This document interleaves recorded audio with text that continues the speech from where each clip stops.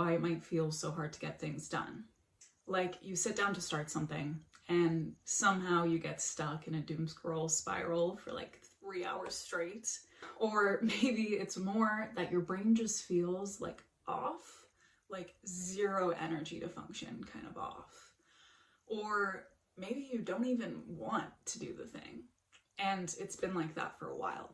For a lot of us, we start to wonder, like, what is going on? Is this ADHD? Am I overwhelmed? Am I burnt out? Like, is this depression? If we haven't met before, my name is Katelyn. I'm with Cognito Health, and I work with adults navigating this all of the time.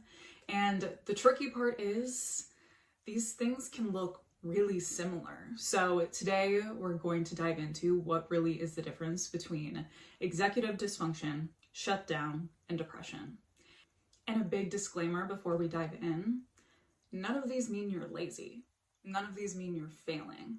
It's really just your body's way of trying to tell you something. So with that, let's get into it.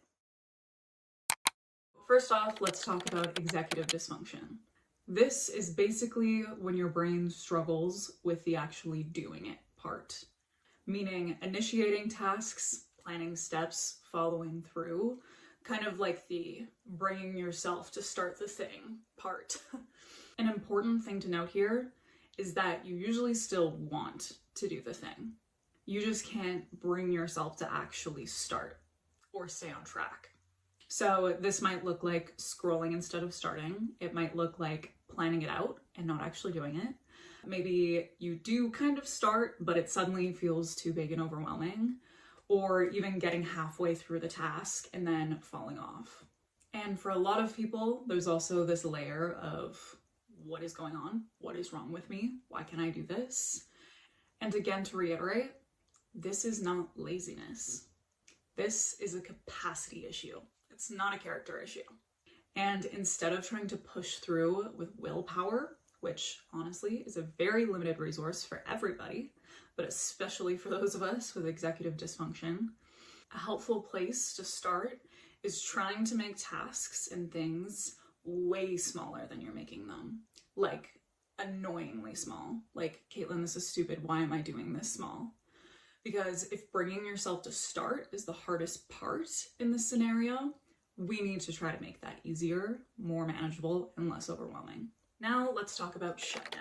This one definitely feels different. It's not really thoughts of, I just can't get started. It's more like your system just literally can't. You might feel really heavy or numb or disconnected, kind of checked out.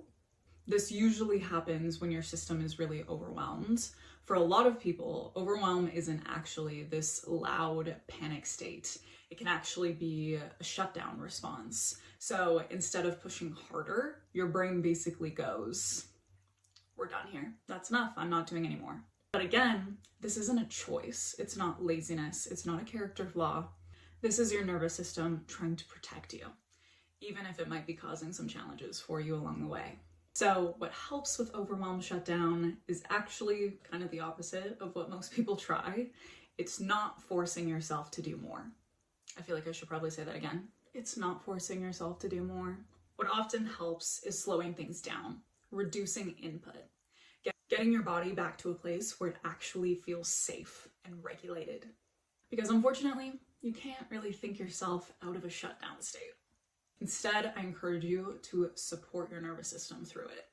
And if a part of you is thinking, Katelyn, that sounds like a huge waste of time. I have so much on my plate. I have so much to do. I don't have time to slow down.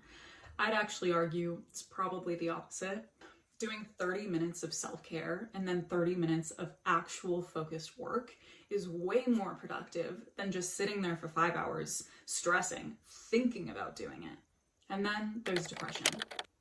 This one feels different again. It's usually a bit heavier, a lot lower. It's not just, I've had a bad day or I'm feeling overwhelmed right now.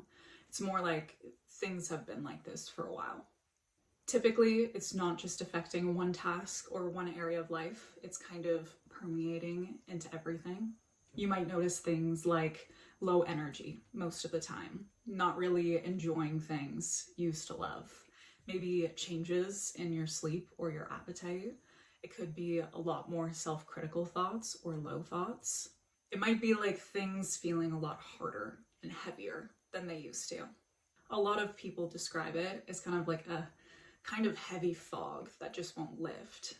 And for a lot of us, suddenly back are the thoughts of, I'm just being lazy. Why can't I snap out of this? I need to be doing more. But again, it's not that. Depression isn't a motivation issue.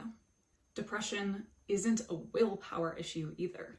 It's something that's chronically impacting your mood, your energy, and how your brain is literally functioning. And with the right support, people do feel better. Things can change, even if it might not feel like that right now. The thing that can get really confusing is these symptoms don't really show up in these neatly clear-cut categories. They overlap a lot. You might be overwhelmed, which leads to shutdown, and then shutdown makes it harder to do things, which then leads to executive dysfunction. That ongoing struggle can then start to impact your mood, and now suddenly depression's in the mix. So it makes a lot of sense that people are like, okay, but which one is this? I'm confused. Katelyn, this isn't very helpful. Sometimes it's one or the other. Sometimes it's all three.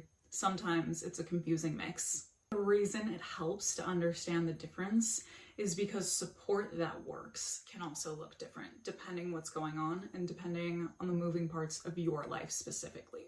So here, information is power. And I know having self-awareness about the situation can feel really defeating and discouraging. You might know what's going on. You might notice your behaviors changing or feeling really stuck, and then also feeling like I can't do anything about it. But in CBT, or when working with a professional, or when reaching out, we can use that self-awareness to your advantage for sure.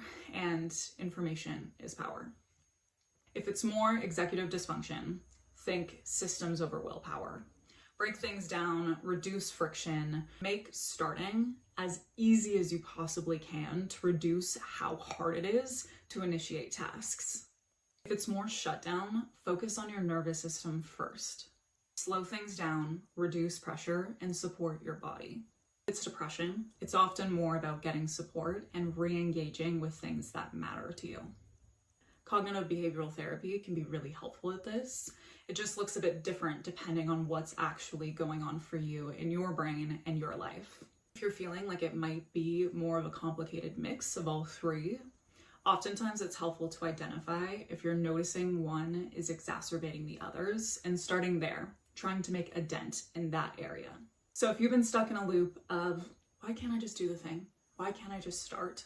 Hopefully this gives you a little more clarity, because usually there is a reason for why your nervous system is acting the way it is.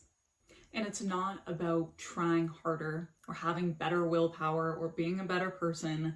It's about understanding what's actually going on and then working with it instead of against it. If you're wanting to get more clear on what's going on with you, feel free to take one of our free self-assessments that's in the caption below. And if this was helpful, feel free to share it with somebody who might need it. And I'll see you in the next one.